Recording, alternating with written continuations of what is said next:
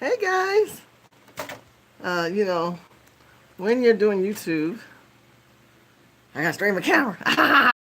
And today we're going to be discussing being a black conservative and being part of the Trump team in 2016. I want to discuss what's going on as far as the African American community and our event that's coming on. So thank you so much for your love and your support. If you haven't had a chance, make sure you go to urbangamechangers.com and sign up. I want to get to know you. I want to have conversations with you. I want you to be able to let's discuss what's going on in the community of the wealth building of the African American community, the safety. How safe is it for us out there? How are we being targeted? Why is racism so vile so right now? Why is it at an all-time high? You can't blame that on the president. Something's got to be done with responsibility within ourselves. And I want to talk about the America Great Again for black people. Because when we talk about make America great again for black people, that's a questionable thing because many of us said, has it ever been made great? I think that is a constant Groundhog's Day for us. Groundhog's Day mean that we'll start off, we'll have a plan of action, we'll be doing really well, and someone will pull the rug out underneath us, and then we have to start all over again. And that it's from the commencement of when we first came here in 1619. They brought us here as commoditized goods, trades, and service, and many blacks were trying to break away from the systematic systems of America using us as labor. All the way to the point of the Revolutionary War, many blacks were told if you fight in the 1776 war, you would be free. And were we free? Nope, we were still slaves. Then we continued on to 1865 when Lincoln and the Civil War, we were told we would be free. Were we free? Somewhat, and then Jim Crow came along. Then as we continued on through Jim Crow, we go till 1965. Then what happened? Oh, the civil rights came along. But then what happened? Oh, everybody wants civil rights. The gays, the lesbian, the illegal immigration. And then what happened? In 1971, we have the Great Recession. I call it the Great Recession, but it was the Great Society where they came into place with all these governmental programs. And that's where the biggest problem came for the black community. It became a problem because we got away from being a culture of people. Write this down. Make sure you have your handy dandy notebook. We went from being a great society as African American people of having our own ways, our own systems for our own people, and we segregated. We dissimulated and we segregated. And when we segregated, we got away from each other. We got away from supporting each other financially, helping each other. And fast forward, that's where we're at today. So we live in a systematic program society. And African Americans who are Democrat, write this down, African Americans who are Democrat have a democratic mindset of society goods that are needed through grants and programs. That's why you saw them with Carter. That's why you saw them with Lyndon B. Johnson. That's why you saw them with Clinton and Obama. They believe that systems are the only way to fix people. And as a conservative, we believe in limited government and self-empowerment. And we're going to go back to two eras of where I believe black people kind of have a difference on. And one I call is the Freeman Bureau era, where blacks were able to cook, do their own events, and raise their children, fix things, do things, work hard. Those African American people had a structure, right? They didn't know about no systems because there wasn't the Great Society. There weren't government programs. I got to get my check and I need my welfare and I need my health care. It wasn't that kind of a mindset. You say, I got to get off my ass and make something happen. My girl got an extra baby coming on the way. I got to do something. These are things that need to be done. Yo, thank you for the $10, girl. Thank you, girl, for helping me out. Yo. So when we look at those systems before, it was a survival issue. The only the strong and the fittest worked it through. But when the Great Society came and we stopped having conversations and regulations came within the black church, because the black church was where we could have conversations. And what happened was they took that away by saying, well, black minister, we can help you out. We'll let you get your 501(c), which is your nonprofit, and you are tax exempt. What does that mean, Shirley? That means that the ministers did not have to pay taxes like me and you. They were exempt. They were able to keep all the donations into the pot for themselves. But in lieu of that, there was a catch. You could not talk about political issues. You could not talk about social issues. You could only talk about your God. Well, what happened was they depowered us from an open conversation outside of Christ in the church. Where do we go and talk? Where can black people go talk right now and have a normal conversation if you were realize that you were redlined, you were Jim Crowed, you were targeted, you couldn't go and have it in the schools, you couldn't have it in the markets, you couldn't have it in people where you go and drink near the water fountain. Why? Because you had all this segregation going on. So when we had segregation to a point, it was good, because they left us alone when we were in church. They still feared God at that point. Ain't nobody fearing God. Hell, people don't believe in God now. So, their protection boundaries are not in place the same way. Conservative Republican, I want to talk about that, because as a Democrat, the systematic mindset that most of you watch me right now have is a Lyndon B. Johnson mindset. Now, hear what I'm saying, share this video, and click the like buttons. I want people to understand that most black people of the generation of if you were born after 1971, or during that time frame of a parent who was born after 1971, you know no better than systematic programs, meaning that you know about Section 8 welfare. You may not be on it, but you know of its existence. Hear me out. Section 8 welfare, WIC, any governmental program, Social Security, all these things that are in place are supposed to better people's lives, to get them off the system to want to do it. But what we have is 2, 3, 4, 5, 6 generation of recipients of that type of systems. And those systems that are in place are not in bettering you. Usually when you have children, you have a legacy or lineage you want to pass down, right? You want to give them something, some words of wisdom, some property. You want them to own something. You want them to have something. You can't do that because your mothers taught you to depend upon making sure you got that check, making sure that how to play the game. You were taught a game, right? You got to do this, do that, and to get that check, you got to claim this, and don't let your man come back in the house, girl, because if he come back in the house, they're going to cut your check, and then you won't get your check, and he's got to come in when he wants, to get you something, and you got to go. It's all these systems that are divisive of the black community. That was not created by Democrats. By Republicans. That was created by Democrats, and I have to say, and Republicans in the sense. And I say Republicans because of what happened in 1865 when Andrew Johnson did not enforce reparations that Lincoln had instilled in a system that General Sherman said in the proposal, we will create the Freeman Bureau. In the Freeman Bureau, we were supposed to get 40 acres and a mule. Do your homework. Freeman Bureau. Instead, we've got a bank called the Freeman Bureau Bank.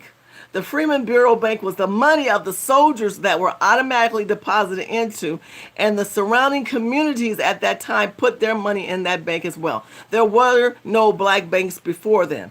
And because of that, blacks were becoming empowered. They were able to control and operate their lifestyles. But their money and how it was being regulated was questionable because behind the scenes, the white man was raiding the banks and took all the money out of the bank.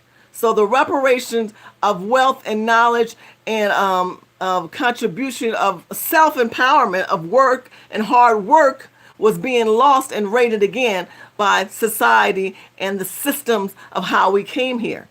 I told you before, this country was built by the colonists for the colonists. We were nothing but commodity.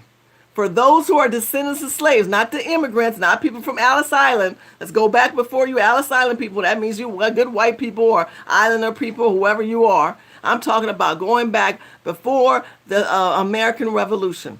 Now, if this video is a little too deep for most of y'all watching, please stop it. Watch it again. Get your handy dandy notebook and do your own homework. And then come back in the comment section and tell me what you're thinking. Because I've had people verbally or orally or writing out attack me. Then they come back and say, you know what? I was wrong. You made some good valid points. And I didn't take the time to study. I acted emotionally on your intention of good deed to share knowledge with me. Instead, I was personally offended. Take your offense card and put it in your back pocket, boo-boo. Because I'm going to straight out cut to the chase and give you real raw and tea.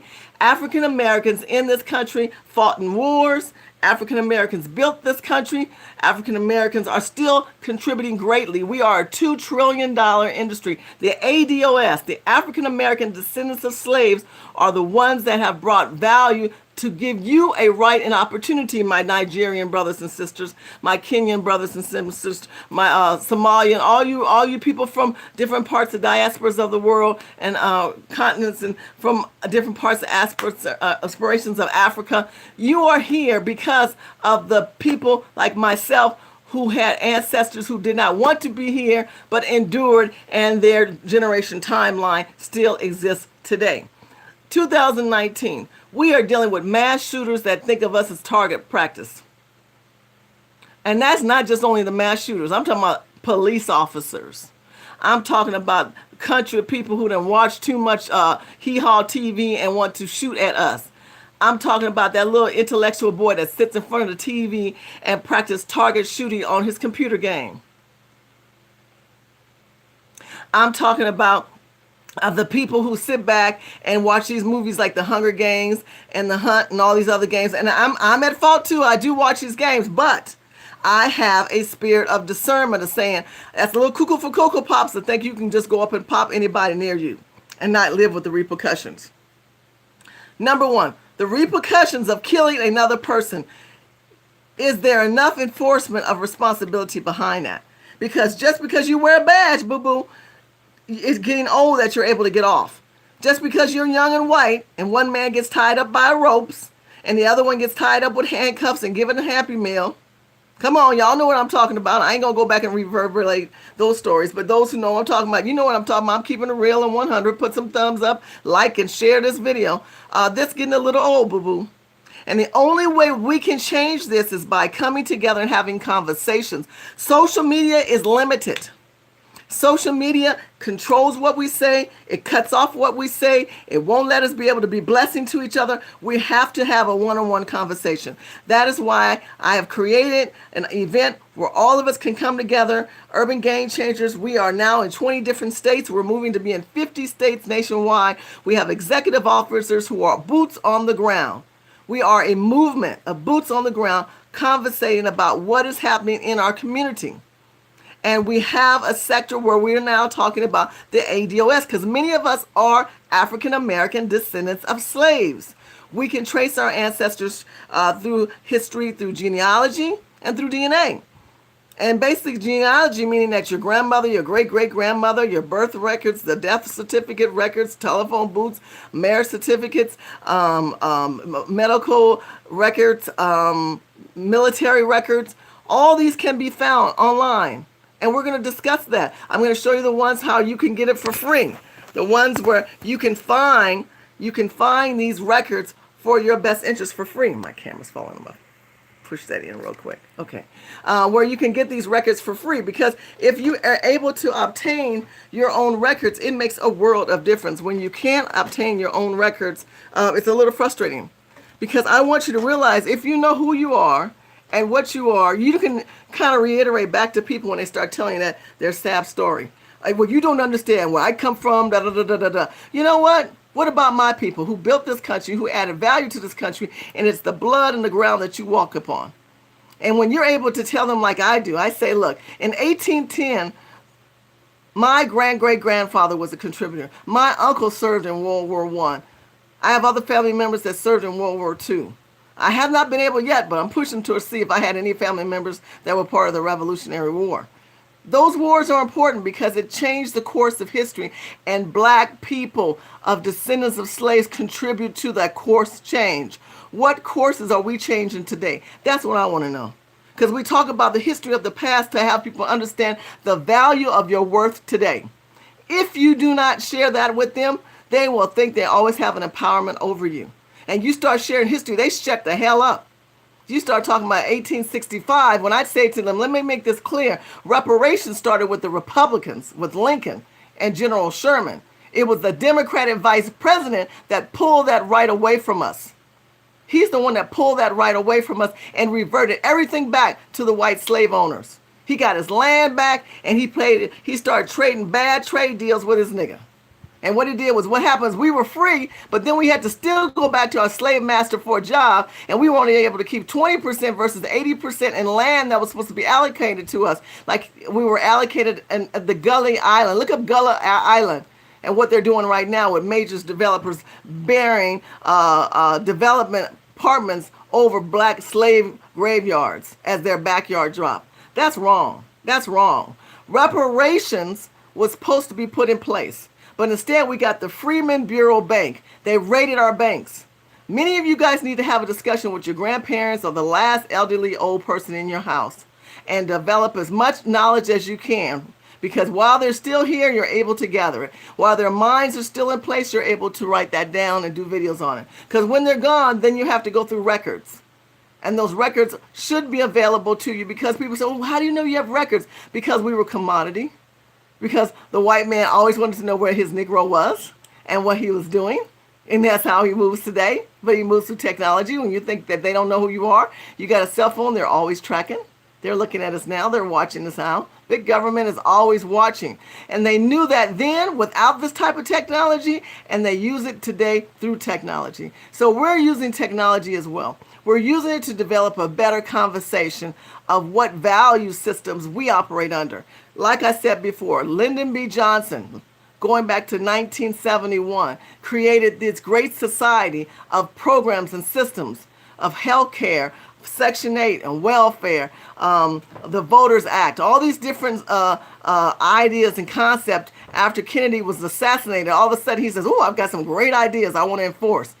I thought that was interesting. You can do your homework on that. And the conspiracy thought of how Kennedy died. That's an interesting story. I'm not going down that road, but that's a conspiracy thought of how all of a sudden this man had everything ready to go with this president being gone. Because Kennedy was a conservative Democrat. Kennedy was a conservative Democrat. So you have conservative moderates, and then you have liberal. And at one time, it was like very clear because people think, okay, they're Republican, but they're conservative. Okay, they're Republican, but they're liberal. And then the Democrats had, okay, but they're Democrat, but they're conservatives. It's all blurred lines now, right now, because basically it seems like the Republicans are all conservatives and the Democrats are all liberal progressives. And that's the way they have broken the lines. But the lines were never that blurred, or direct, I should say, not blurred, but direct. It's still blurred to me because when you say, oh, I'm a liberal woman, I hate men, I'm like, and you hate white men. Yeah, but you white and your daddy white, but you hate white men. See, something ain't right. All the elevators ain't hitting the right floor. Tick-ticks ain't in place. Something ain't going on straight with that for me. That's another story. But it is understanding that there are people in this country who now have been regulated through systematic systems. And you might be one of those people. You might be one of those people that always thought these systems were in place. They weren't. Because the Freeman Bureau looked that up. Black people had jobs. They put money in. They saved their own money. They managed their own savings.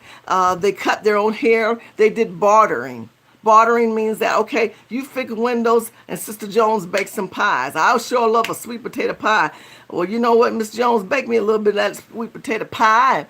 I'll come fix your window, man. Will you do that? Yeah. What about the glass maker? Will you go to the glass maker said, I can make you a little glass, you know, if the plumbing man, you can get the plumbing man to come fix my toilet.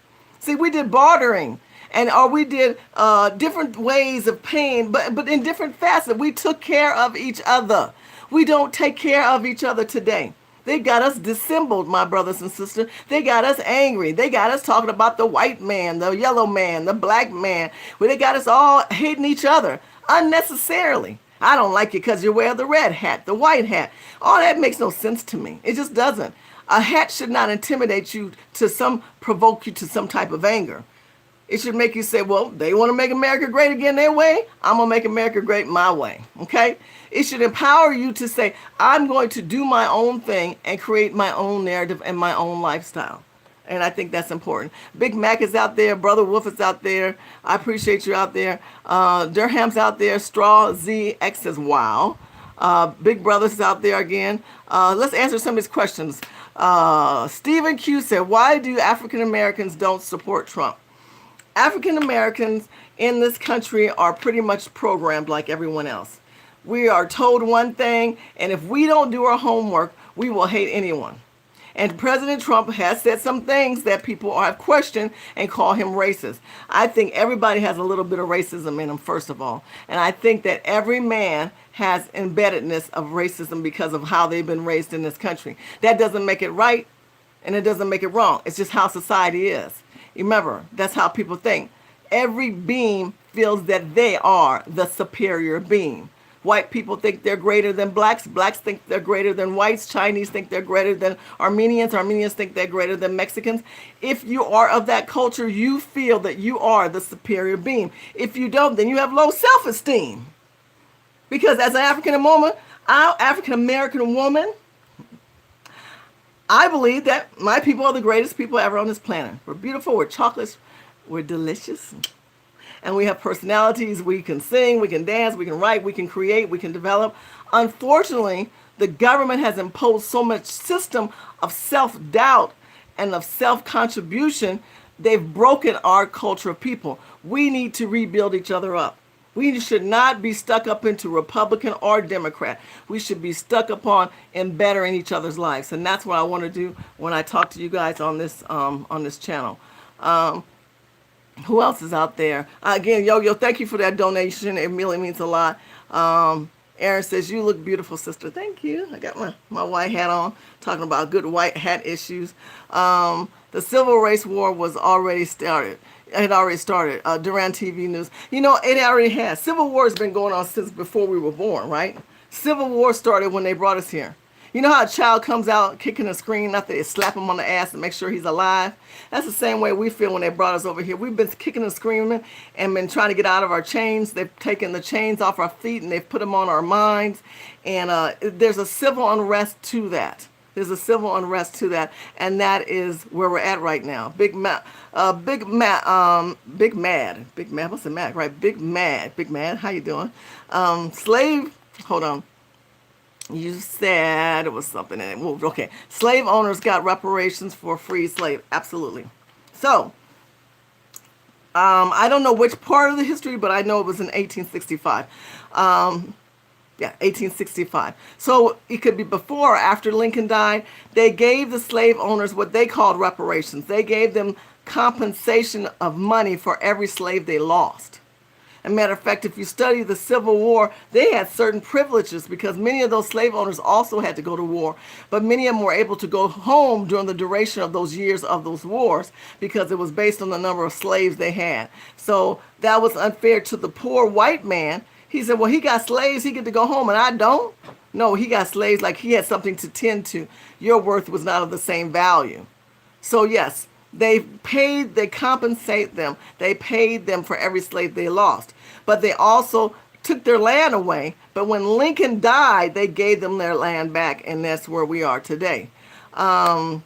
True. Thank you for making it clear that. No problem. I think that people don't understand that. That's where the word reparations came in. When black people said, well, they got reparations, we need reparations. But they never called it reparations. It was never a law. It was never a legislation that was passed. It never was a bill. It was a proposed idea through General Sherman, and it was a piece of legislation that basically it was called Order 15. You guys look that up. Order 15. That's what it was called. And Lincoln was on a roll, and that's where we have we have the 13th, 14th, and 15th Amendment, where we became human. Because remember, we were less than a horse. We were cattle. So people keep asking, why do we go back to slaves? We're not enslaved today. I didn't have any slaves. I'm not a slave. Why y'all keep wanting reparations? Because I stated before, other cultures of people are getting benefits under the federal government, under presidencies that African American people are not. We are divided in this country, and they play emotional games with us. First, they brought us here. Then they constantly pull the rug from underneath us. And I gave you a dissertation of history. So if you started in this video, please go back. Like I said, the 17th century, 1776, 1865, 1877, which is important too. 1877, the Union pulled out of the South, because Hayes and the Democrats were still fighting. The Civil War was done. The bloodshedding was still going on, but it wasn't as bad. There was no war, but the fight for power and position was still at hand. So the Republicans And moderate Republicans, not so much the hardcore conservative and the radical Republicans, were like, whoa, hold up. We want to keep control of the South. And the South said, no, we want you Unionites out of here. So they got the Lincolnites out, and the Union moved out. And the slaves who were happy to have them there were vulnerable, and they were penetratable. And then we had mass numbers of dead killings, lynching. We had Jim Crow. And because of Jim Crow, but prior to Jim Crow, write this down, social Darwinism. There was social Darwinism, which believes that the stronger beam has the most power. The person who's the smarter beam, the greater beam, has the most power. Remember, I told you, they believed that the white people were superior. That's why the Democrats created the Ku Klux Klan, the CIA, all these tracking devices that were put out there to work against us and not work in our best interest. That's why blacks started carrying guns in the South and wanted to make sure that stayed in place. Because them Klansmen will come on their property, and the next thing you look up, your wife is lynched, your child is lynched, and the Union wasn't there to protect you. The Union, you had 90 years to 100 years of that madness going on until the Civil Rights Movement, when we finally said, a certain presidency said enough is enough. But the money had been raided, meaning the Freeman Bureau of your great-great-grandparents were taken away. Your uncles and aunts might have gotten killed because of lynching. People forcing them to sign their property rights and their oil rights. We had oil in Tulsa. Look it up. We had oil rights in Tulsa. That's why they didn't do this to the Indians, by the way. The Indians went through their hell, don't get it wrong. But the Indians were considered a sovereign nation of people. We were not. And the Indians have oil on their land. That's why President Trump in 2017 signed a bill of allowing excavation of oil off the land of the Indians, and he partnered up with them. So now as Americans, we get the benefit of the oil off the land of the Native Americans, and they get part of the benefits. We have no bargaining chips on the table, my brothers and sisters, because we have gotten to the point we are dependent upon governmental systems, generationally governmental systems. That's what we got going on. And if you say, how did we get to this point? I told you, because of the Great Society, back when Lyndon B. Johnson put those things in place. And then, we didn't talk about the Willie Lynch law. That Willie Lynch law was during that time of right after Hayes was president, and when they made sure in the South that they were going to continue to enforce the redlining and all that we're going to get these niggas to vote 40 years for the rest of their lives. We're going to get them committed to us and stop voting Republican and thinking independent and be systematically dependent. That's what we've become. Now, let's have a conversation. How do you break it? I'm going to tell you in different ways. One, go online and start finding things that you like. Write down, what do I love about myself? I want you to have a self-love. I want you to be a little selfish. And if you're selfish now, that means you might be a little too selfish. But I want you to take the time and write down a little self-love to yourself and make a decision. What is it you're doing that you're not doing? And this is especially for people who are on the system. All you people out there who are watching Section 8, welfare, all these systems that you're on, I'm not going to beat you up because government has done this to you generationally. They have purposely targeted you as an animal and kept you in place. This is another shackle off the feet on the mind. And you don't even realize that these shackles that have been put on your mind are governmental and systematically there. And you don't realize that it was not always there. There was generations of black people who were self-sufficient, who took care of each other, who did bartering systems that owned land, owned property, and were left the hell alone. But instead, we got a little bougie. And we want the free goods. I'm going to get me some free stuff. I'm going to get the free check and free cheese and free butter. I'm going to get that government free. And what they did was they shackled your mind. And now that you got all the free stuff, your grandpa, oh girl, I take that government butter and make me a good pound cake. And everybody cracking up jokes. But nobody earned the pound cake. Nobody earned the butter. Nobody knew how to make butter. Y'all don't know how to make butter. You don't know how to grow no greens. You don't know how to grow no plants. They done stripped you of self-reliant empowerment. You've been stripped and you don't even know it. How many times do you guys go outside and just put your feet in the grass and quiet your mind and don't say nothing? Learn to have control of your thoughts. Learn to have control of your life. Do not feel empowered by allowing someone to dictate their thoughts over you and have this hatred spirit. I hate Trump. I hate all these Republicans, and they think they know everything. All that chatter, turn that shit off. Turn it off right now. And think good thoughts. Say good things. Number one. Number two, I want you to study NLP, neurological programming. Neurological programming is where you start going affirmations to yourself. You can learn a little bit about it through The Secret. You can go to Matthew Ferry, talked a lot about it. That's how I learned it myself, was through Matthew Ferry and the Ferry family. I am in real estate, and my real estate coach talked about understanding neurological programming, NLP. Am I saying the right things to myself to help me through my circumstances? Because financially, emotionally, physically, I'm not always feeling it. I'm just not. And I'm not always going to get supported. I'm not always going to have people love me. And I'm not always going to have people believe in me. And sometimes I feel alone and I'm depressed. We all have been there. And we fight through it. And every time you put good out, like I'm sharing all this good, I have to find ways to take it back in. I have to find people who really believe in me. It's frustrating. I've got this event coming up, August the 21st to the 25th. Black conservatives, white conservatives aren't even given to us. They're not even given the money I think that they should be given to help us with this. Many people say, oh, I want to help support Shirley. I love you. I'm praying. I think you're great. All these nice words don't pay bills. Pretty doesn't pay the bill. What pays the bill is money. Helping people who don't have the money to help people who need money, to need ideas, to think good thoughts. But see, there are people out there working against us, my brothers and sisters. There are people who are black people who work against black people for just the power position. I have people in Washington and people in the Republican world who don't speak well of me. After all the years of being a Republican, before the Candace Owens and before the Donald Trumps, I was a conservative Republican because I thought of us from a wealth standpoint. I thought of us outside of the system. But now we have these people who are in power and place. Do they really work in our best interests other than what they're doing anyway? President Trump continues to talk about the tax exemption and the income opportunity zone. I'm very grateful for that. But he's not telling you is that they're not talking about programs that they specifically have done for empowering other people like the Chinese, Native American, and Pacific Islanders, where they empowered them with an executive order of power through America. We have to understand it's money, numbers, and power that make a difference. You want to empower your life, you need numbers and money. You don't have the money, let's build these numbers. I need you on the board when you look about those who are in Virginia, New York, Texas, Philadelphia.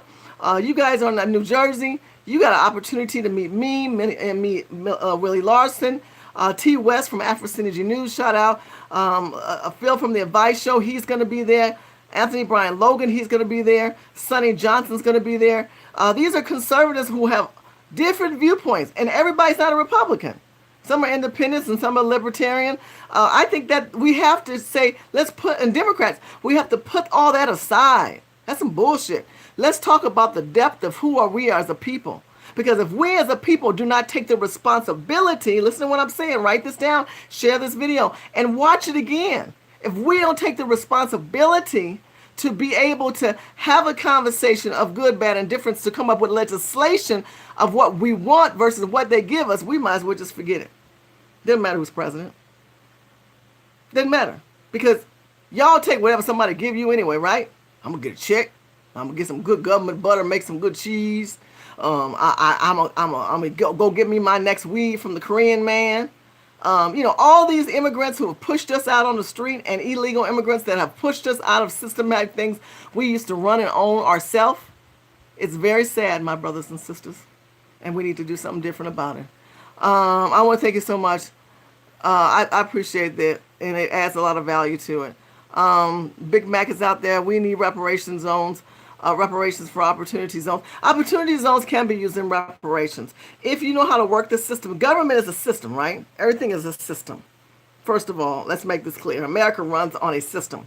We have systems. We wake up, we go to work, we go to school, we run our own business. We're supposed to eat 3 times a day. And when you learn later on in life, you don't have to eat 3 times a day. But there's systems they put in place. We watch what we eat. We watch how much time we spend with good, bad, or indifferent people. It's systems, right? So if we look at systems regarding reparations and government right now through President Trump has the opportunity zone. That zone point have criteria. You have to understand development. You have to understand there's certain areas in states that are zoned impoverished urban community zone areas, and then you have to have some type of proposed idea, bill, or not bill, a business plan of what you're going to do with that sector of opportunity zone. I mean, it's an opportunity. It's zoned for that. What are you going to do, my brother and sister? What are you going to do? You have to package that and present it to the right people, and then those right people make an evaluation, and then they determine how much money you will be allocated for that. So it's easy to say, oh, the opportunity zone is there. No, it is a system and it's a game that if you have to take the time to go through the maze, you could win the prize like the rat. Otherwise, you'll be a hamster on a cage trying to catch that train, and you're going to never get it. So opportunity zones are bad for black people. Nope, that's not true. Opportunity zones are good for black people. They're bad because it's not a program that's easy. Nothing in life is easy.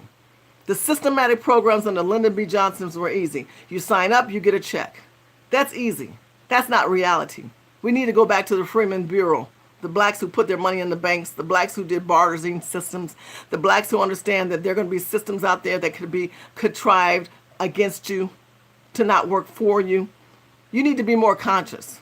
You need to take an effort to be responsible for yourself. And that's the problem with black folks. Y'all just keep thinking somebody gonna give you something free and it's easy to check. Oh yeah, it is. But trust me, you are being controlled. You are being overlooked, overseen, and watched. And you are a Negro you're non-threatening to anyone. You're just in the system. And you might just end up getting shot and killed on the street. They don't care. You are someone as irrelevant. You are not relevant to today's times and the importance of your own self-worth. So opportunity zones are great. It's just a game that you have to understand that the systems are put in place. And they're not bad for black people. What's bad for black people are black people who don't know how to get off the system. Only wealthy white corporations can't afford to gentrify. That's not true either. There are a lot of blacks who are wealthy and who are considerably moving forward in life. I would say what's problem with black people is the wealthy black people don't come help people like me and you. I can't blame that on white America. I blame that on Hollywood. I blame that on white corporate businesses, black businesses, not black white businesses. I blame that on these people who make 30, 40, 50,000, a movie, an idea, a concept, an athlete, anything that has high yield in wealth, that they don't come back and put their hand out and help us. They're not helping us. They don't put their hand out. They up there to complain, like Kaepernick and all that he went through, not kneeling. All those athletes had enough money. They didn't need to look to the government or talk about Trump. They needed to take their money and start going into these communities like what's going on in Baltimore and clean the streets up themselves. Start a cleaning service. Y'all get tired of seeing black people getting shot up? We need to start a legal system of attorneys and start suing some of these legislators, suing some of these police officers, suing precincts. Because you have rights too. And don't walk away from your rights. I'm not going to vote. I'm not going to do this. Oh, no. My grandparents' blood is in this ground. I'm not walking away from shit. I'm going to hold them to the letter of the law. And I would want you to do the same. It's a mindset. See how your mindset, talking about with the white man and what they put out there, I don't want. You have not taken the time to do a duration of fixing yourself and being responsible for yourself. Instead, you live in a Mad Max world. That ain't going to help you. Because each one of us every day is a target. Every day. There's some ways, crazy wacko, a white guy out there want to whack you now, even a black guy, no matter what color they are. There's wacko people out there. How can you systemically be safe? When rich people were killed, poor people were killed, a gun has no preference on what it will do to a person.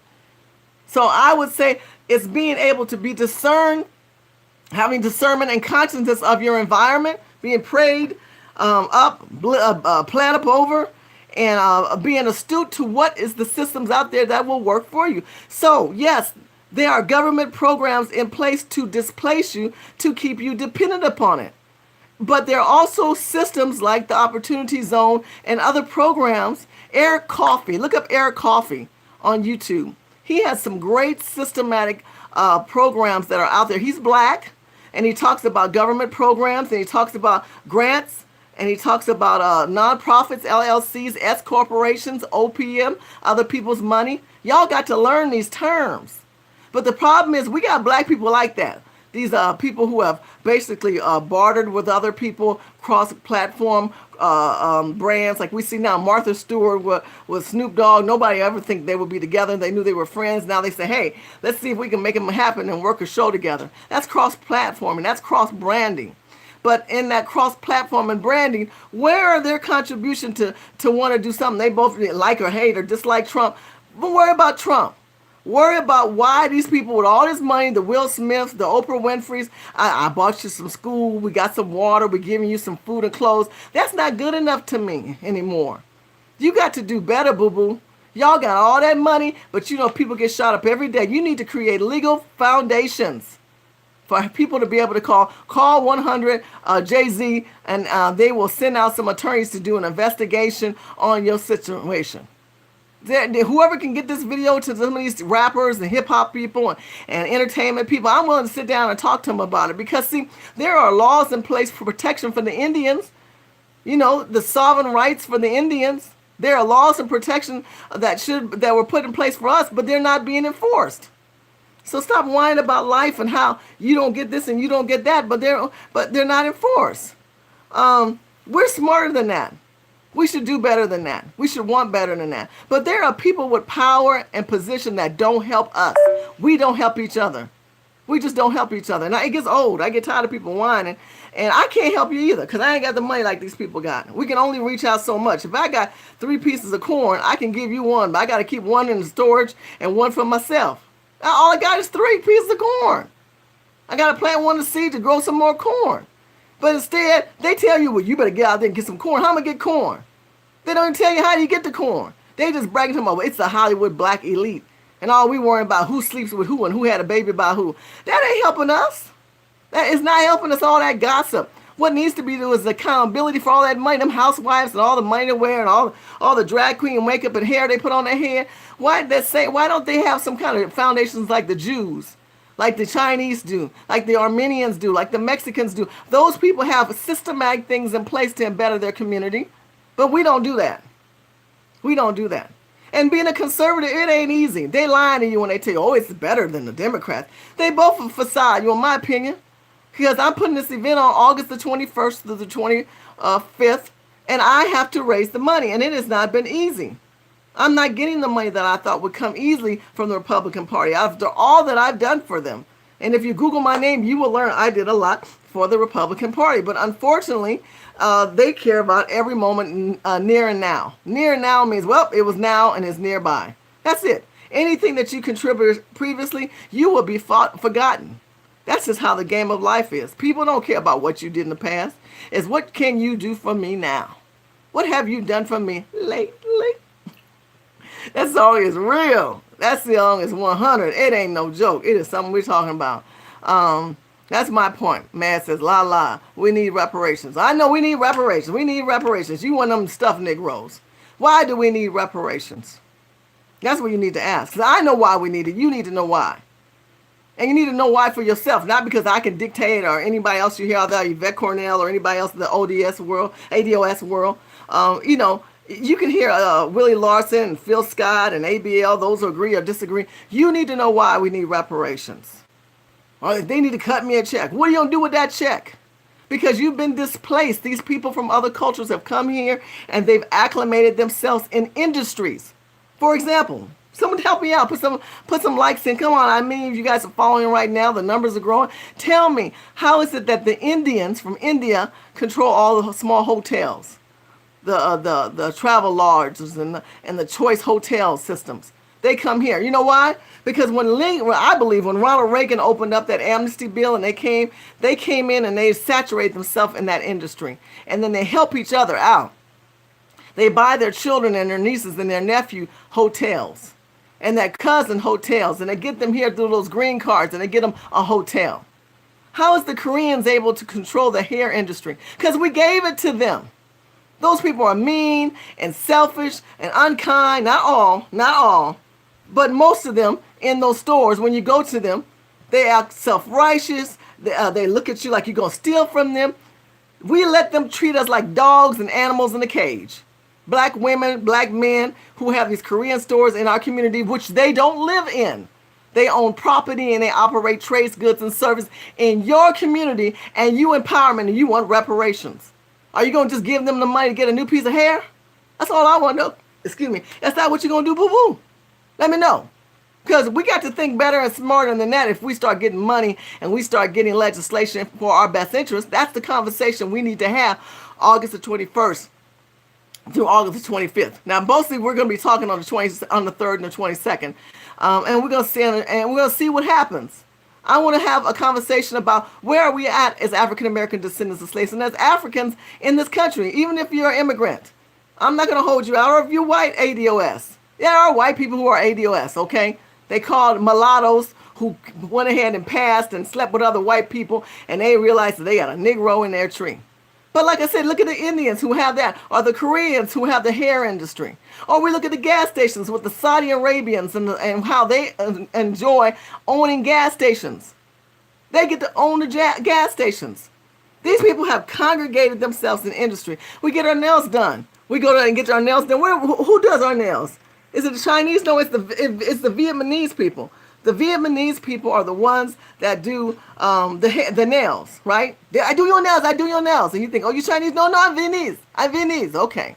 Then they go, oh, you're that nigga. What was she say? She called me a nigga. Bitch, I'll take your ass in the back door. Anyway, I had a flash. But you know what I mean. I mean, come on. These people have acclimated themselves in here. When we think about the Filipinos, they got the nursing industry. I can keep going. I live in the land of the cuckoo and the nuts in California, where they have segregated us and these people have congregated into industries. What industry now that I said so many do we captivate, do we congregate, and do we own? We don't own Hollywood. They trying to push us out. The Indians are claiming to be black now. The new black is Indian. Like that black man who went and played and put a black name and went to college and then bragged about it and lied and forged his name and then made a book out of it and then got the tour on it, which is some bullshit. We should have went after him. The Indians are claiming to be black and minority. So now they're trying to rule Hollywood and replace a black person with an Indian woman. So they have a woman of color. So don't tell me it's Hollywood. Is it the music industry? Well, the Latins are coming over, and the Latins, yeah, Latin rap, Latin this, Latin that. The Latins are saying that they created hip hop. And like, oh, no, you don't think so? Every rap song got some Latin verse in it. Come on. Or some kind of Latin flavor to it, just to get it acceptable. And we've all gone down that train. We're going down trains, people, of non-existence. They're trying to extinct you. You are part of the extinction movement.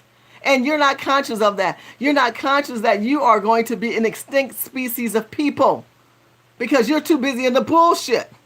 You should be busy. I want reparations. I believe we should get reparations, but come on now, how are we going to get this? How are we going to structure this? Because you have to make sure your infrastructure is in place before you can lay a cake on it. How many of you guys have seen stuff where people are building a house or building something and they realize that the stability of that baseline is not strong and they lose it? You cannot build a house on sinking sand. Look at the story of the 3 little pigs. Two pigs wanted to party all the time. Party like it's 1999. I can say much better. I got on my phone.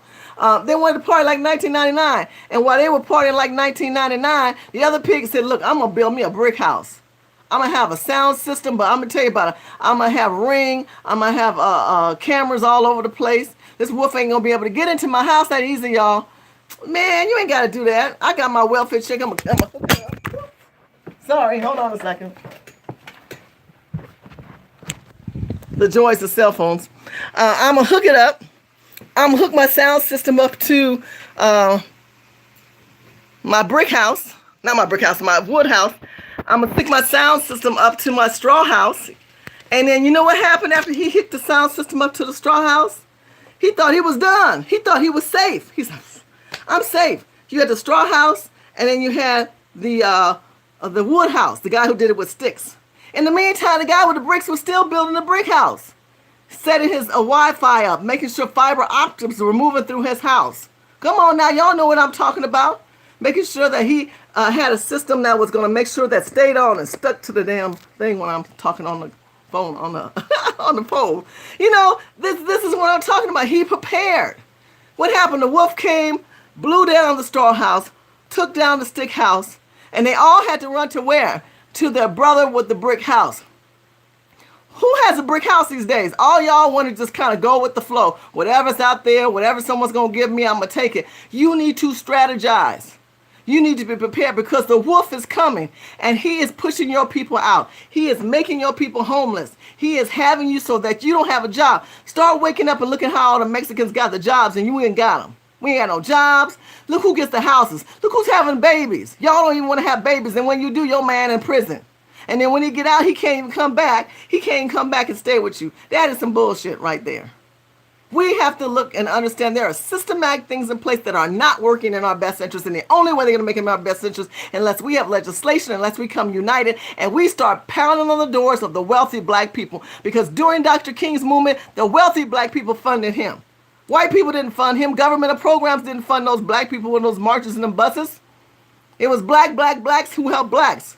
It wasn't, oh, let's get the government to help us get our movement and let's get a nonprofit. They didn't have all those systematic things in place at that time. That was prior to Lyndon B. Johnson. But today here we have it so that we as African American people, we don't even think about the bigger picture that the systems that are in place are going to be in our best, in detrimental if they did give us reparations. Because we couldn't manage it. We couldn't manage, we couldn't control it. We wouldn't know what to do with it. We got to know what to do with it. We have to build an infrastructure. We will be having houses and land built on sinking sand. We are bigger, we are smarter, and we can do more than that. That's just the bottom line. Now, you may agree or disagree with me. That's okay. But do your homework on the systems that are not working for us and how we can't do. We're totally on the grid. Y'all need to watch a couple of YouTube channels. No, not YouTube. The channel to watch this, one of my favorite shows, is Off the Grid. Off the Grid is an amazing show where you talk about these people who are knowing how to utilize systems, solar systems, lighting, electric, batteries that are working in our best interest, boo-boo. But it's not going to work in our best interest if we don't know the systematic systems that are being put in place to catch us off guard. In California, they're already talking about rolling blackouts. Rolling blackouts mean that they're going to practice not having electric work for you. That kind of sucks. Everybody needs a little electric. If they practice rolling blackouts, we are in big trouble. We're in big trouble. And that is a serious issue that we need to have. We need to have clarity and understanding that there are systems in place that are preparing us to be without. And we don't have to have that if we understand there are systems that are in place that can help us not be on the grid. So look at Mortgage Free on Netflix. There's a show called Mortgage Free. Stop learning to think that you have to depend on systems or be in debt. Let's have conversations August the 21st through August the 25th. I would like to see you guys there. I thank you so much for watching. I thank you for your love. I thank you for your prayers. I thank you for the money. People gave money. That's amazing. Latrice Thomas. Latrice! Girl, where you been? You better give me a call, girl. That girl can braid. She can braid some hair. When I used to have long, thicker hair. Oh, that's another story. I appreciate that. Zen says, you're so beautiful. Thank you, honey. I always say, pretty don't pay the bills. You better get out there and make it hustle. Make it happen. Snap, snap, snap. Make it happen. I'm looking for all the people who made donations. I appreciate all the monies. I know Yo-Yo made a donation. Stratton ZZ gave me $20, boy. Give me $20. Make me holler. $20 make me holler. Anyway. I'm just saying, you know. Being a little raunchy right there. And Yo-Yo with her $10. You know, I appreciate it. I got $50 a night. I don't know. I might go put it on number 9. I'm doubting that. No, I won't do that. Matter of fact, any money that you give, I still have to wait till it gets a certain amount before YouTube writes me a check. But I do this out of love, and I appreciate all the contribution you do. If you can give to urbangamechangers.com, it makes a world of difference. If you're able to be in Virginia Beach, Virginia, let's talk. Let's put some thoughts on paper. Let's enforce what we want versus what they give us. Because once we do that, then we take control of our situations, my brothers and sisters. But unless we understand the difference between the Freeman Bureau type of African Americans and the self-inflicted government-imposed systems which we live under today, we'll never have a clarity of what they've done to us. We are targets. It is what it is. It's not fair, but it's true. I love you guys. Thank you for watching. Make sure you follow me on Instagram, Snapchat. And I appreciate you, Latrice. I appreciate you, Big Matt. Big Mad made some good points, but I appreciate you. I appreciate all you guys. And we may not always agree. We may see things differently and say different ideas of where we are as black people. But again, if one of you guys said we're being replaced, we are being replaced right now, and they're replacing them with the Latin community, the El Salvadorans, the Guadalajarans. They think we're not a necessity, but the different part about them is that we have no place to go. This is our home. Those people are going to come here and do remittance and send all their money back, and you're going to see a third Revolutionary War, if not the fourth Revolutionary War. But that's another conversation. Make sure you go right now. Go to urbangamechangers.com. Sign up. Share this video on your social media, Facebook, Twitter, Instagram, Snapchat pages. Have the discussion. Do conservative Republicans really make a difference? What's the difference? Are we an extinct culture of people? Are we moving forward in this country? Are we being targeted? All these things we know is true, right? What are we going to do about it? August the 21st through the 25th, Virginia Beach, Virginia, the Founders Inn Hotel. The password code is UGC. Write this down, UGC. It's free. I'm not even asking y'all for money. God knows I need the money. But those who can make a donation, great. If not, I'm giving you a free ticket where you can talk to people with great minds, with great ideas, that great thoughts to add great values to the table. I think that you add value. I think that you're important. I think that you bring a lot to the table just being there. You're a leader. For whatever that you do, you're a leader. You may not get millions and thousands of views like some people do. That's irrelevant. What is relevant is that you're able to change lives. Change your own life. Change your family member's life. Extend the legacy of why you're here so that in the future it can make a major impact for other people. Value yourself. And hold these people accountable, local, political, and socially. These entertainers they push this hate crime and talk about the poor. They ain't poor. They're not in your situation. They ain't living from check to check and light bill to light bill. They just gonna tell you, well, don't vote. Don't do nothing because they got all the money. Bitch, you got money. What are you gonna tell me not to do nothing when you got money? Don't come up to me, all you entertainers, and tell me about black people. You got money. Why don't you help black people like me and others who are out there trying to develop a voice and a platform of changing games in the urban community? When we need to have a mobility movement of people, not just social media and posting likes all the time. We need to have a physical contact with people so that we can connect and really bring difference and power. We need to do that. Instead of you coming in my face and telling me how many likes and who you know and how much money, how much assets you have and how many degrees you have. That ain't gonna help nobody. You're selfish. You're a selfish bitch. I don't like them kind of people. Keep that shit to yourself, because in the end, God ain't gonna bless that. God helps those who help themselves. Let's help each other, my brothers and sisters. Let's make a change. I'll talk to you soon. Thank you for watching and supporting. It really means a lot. God bless you. Good night.